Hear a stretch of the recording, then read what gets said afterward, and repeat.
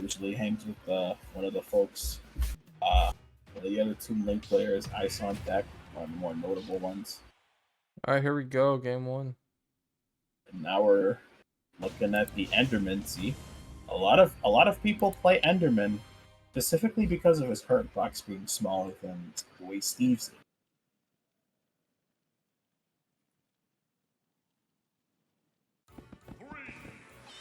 I am not sure how this matchup would go, especially since Steve does have heavy hitting moves, especially for a character of Pichu's stature. Ooh, and we have an SD. That is unfortunate. But he still gets the iron anyway. A character of Pichu's stature and weight is deeply affected by the knockback that he could potentially suffer for a lot of these moves, especially since Pichu does pile on the damage themselves. A lot of these moves, like the back air, the forward air, the all of their specials, they know. See? Yep. Universal death percent, especially with like the higher higher caliber of materials that Steve has, or Enderman specifically, kind of puts Pichu at a very big disadvantage if they get hit, especially with the heavy hitting move. But it looks like this is not a problem for Sumgai.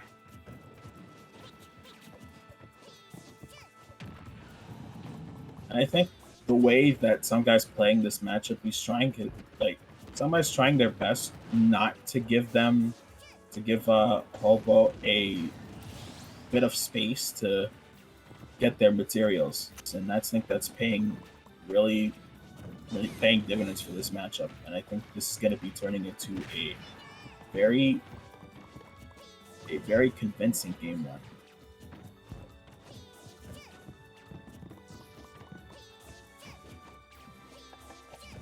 I think there's a bit of a chance not to get redstone for the mining.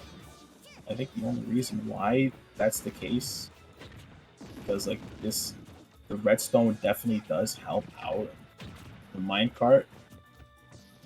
I think this is looking like a very strong game one in favor of Sumgai. Sumgai definitely came to play, and he's showing that here. If they can complete this edge guard, this is definitely going to be the game. Up throw into Thunder. Nope. Not yet. Doesn't have the iron for the anvil anymore. Now he gets the materials back. I think this is why we see some guy under pressure a lot. They don't want to see Steve or Enderman get the materials they need. That's an up throw. That's not going to do it yet. Even though if there was Pikachu, that would have been a much better deal. And that block saving Hobo, but that was a major save. Inevitable. Dude literally bounced onto the platform. Alright, well there goes game one. For some guy.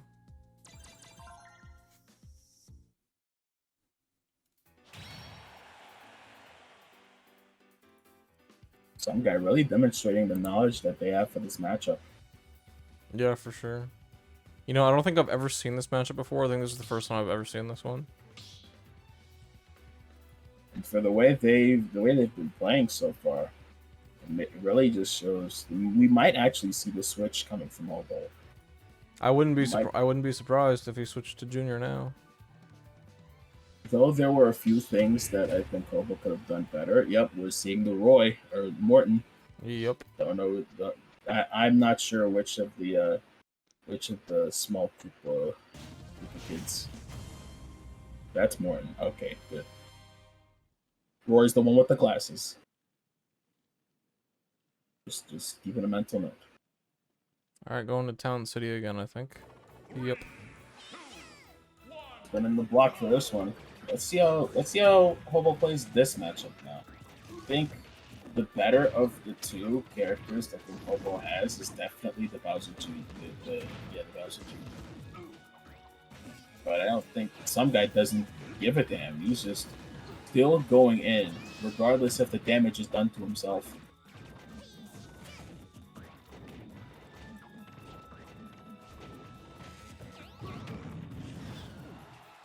That's the hard part of reacting to Bowser Jr.'s down tilt.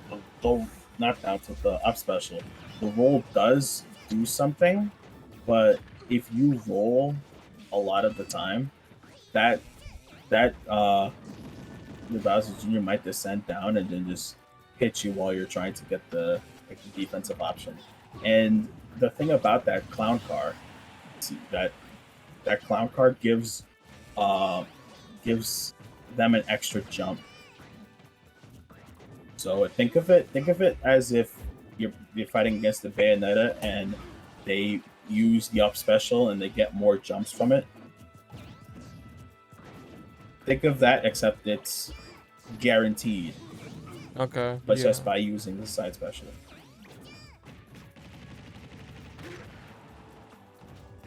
And I think some guy's struggling to find a kill here, and I think this is really gonna be the difficult part here. If you can't get the stock, that rage coming in clutch for him, that's really just the difficult part. Getting the jump, but Pichu still being the agile Pokemon they are, still getting the recovery, and this is just turning into a very impressive game too. I approve of the switch, and I think this is something that I think Hobo should have started with, but want to experiment, live a little. That's the 5 set. Make adjustments here and there, and make the most of what you have. Really comes in clutch for you at the end. Now we're seeing a bit of signs of life in this matchup for some guy, even though you're at a considerably high percent where majority of the moves that Bowser Jr. has at this point can kill, especially Clown Car, which we see Hobo using a lot in the neutral positions, especially in disadvantage. And seeing of how good Clown Car is, there isn't really too many things that you can do out of it. Especially since you're shielding most of the time, regardless of the character you're fighting against. Or playing as, rather. There it is. See? Like I said, you can't really do much except reset neutral. There we It's go. either you have a counter, or you can just reset neutral and try again later. Here we go, 1-1, up 1-1. So I think Hobo's probably gonna stay Bowser Jr. for the remainder of this. I can't see him going back to Steve after that. I don't blame him. After that performance from the Enderman, we probably wouldn't see him coming out this set. Yeah. Unless this game turns out to be an absolute mess for him. That's the only way I could see it turning into a Enderman counter pick.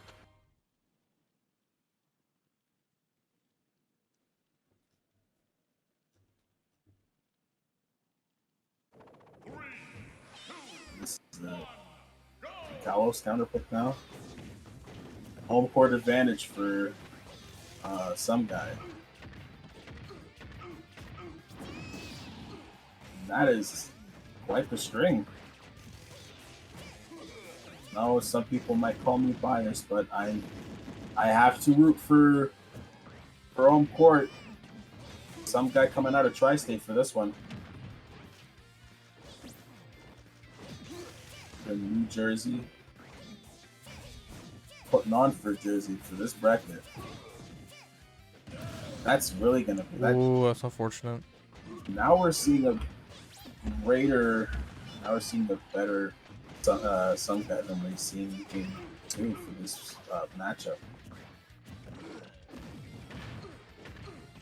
And I think Hobo's having the same issue that some guy had last game, where he struggled to find a kill at the crucial moments.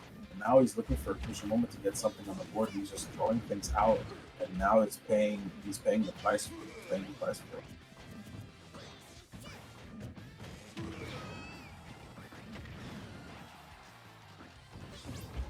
I was seeing the ledge traps for him. He isn't really doing much, not really trying to keep up the pressure. He is using the threat ranges for whenever some guy wants to kind of get the punish off of a landing. After he uses the clown car, I am tired.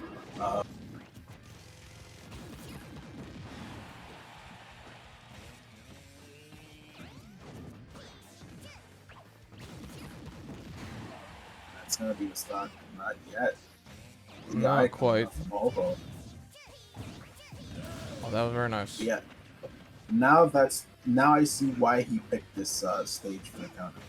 And I think Hobo might have banned Yoshi's story for these games because he knows that's probably going to be the issue that Bowser Jr. would struggle with, especially in the offstage game.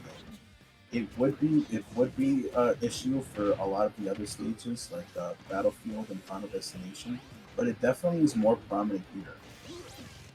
So now it's a game of noting where you have to recover and use that, knowing how many resources that's available left, because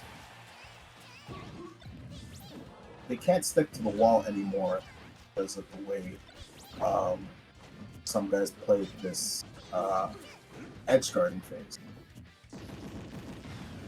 I think this is gonna be a 2-1 in favor of some guys. And therefore, losing the jump in the process. That's such a good, like, easy edge guard for Pichu too. If your opponent is Bowser Jr. and I find if they're right below the ledge like that, you can just use neutral beat and that'll just kind of push them off. That goes for a lot of characters that want to cling to the walls, especially characters like Greninja, Bayonetta, all the wall clingers. They would find very big issues if they try to cling to the walls in these matchups. Mm-hmm. All right, game 4 time. Game 4. Let's see what stage he goes for the counter pick. This could be the set match too.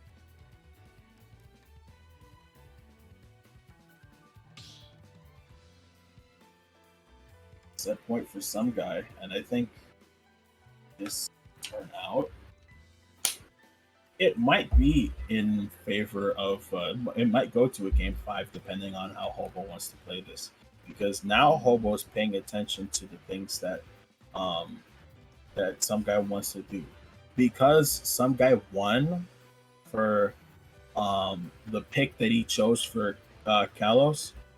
Kalos is off the table because of BSR. See, like I said, going back to the Steve. If the game, like I said, if game 3 was an absolute mess, you go back to Enderman. I was not expecting that switch. Honestly, I'll be honest with you. But let's see. Small battlefield. Let's see if there's any changes to the way he plays this matchup.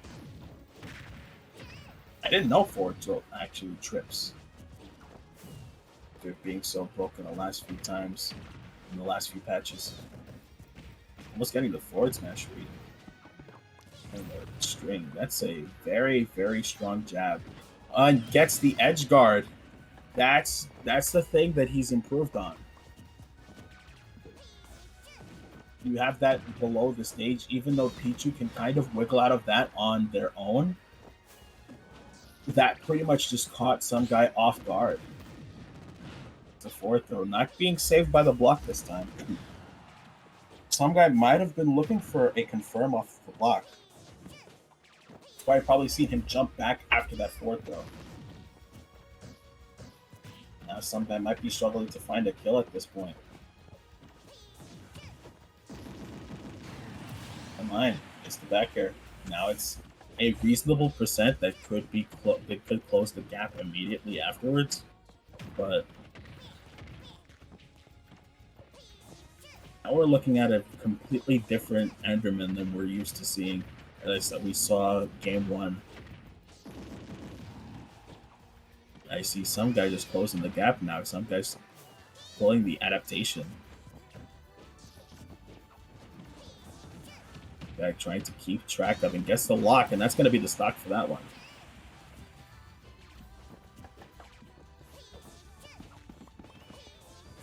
Some guy really understanding the way that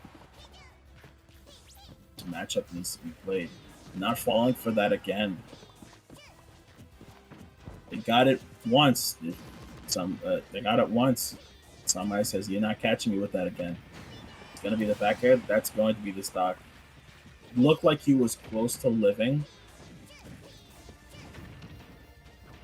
Now we're in a position where this is set point for Sumgai. If Sumgai wins this to get to losers finals to play against Spid. And that is a great matchup if you're playing Pichu. Somehow could be a double-edged sword. Speaking of sword, getting the forward smash and then crafting the diamond. Still getting the materials. He wants Sumgai to approach this time. The minecart almost costing him the game. He gets the that was super close. The up smash. This is a very close game, and the pressure is on Hobo right now because he knows if Sumgai gets the stock from this is gonna be the game. That's it. Sumgai takes it 3-1 over ChewyHobo. Though I admire the adaptation coming from ChewyHobo, especially in this game. Getting the lead from the first stock and trying to carry it, some things just didn't work out for him. And particularly in that last stock, getting the block of the ledge, blocking the ledge from being grabbed, that was